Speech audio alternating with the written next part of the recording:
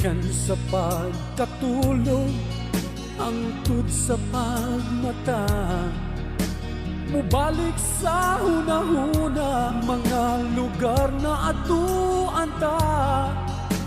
Kung asa kita nagsugod, dito ako magahulat. Di nang nabuhat ang mga saan, sa kasing-kasing na hisulat. Kiningugma ko, walay pagkausap, malumos man sa mga luha, dili magalubay.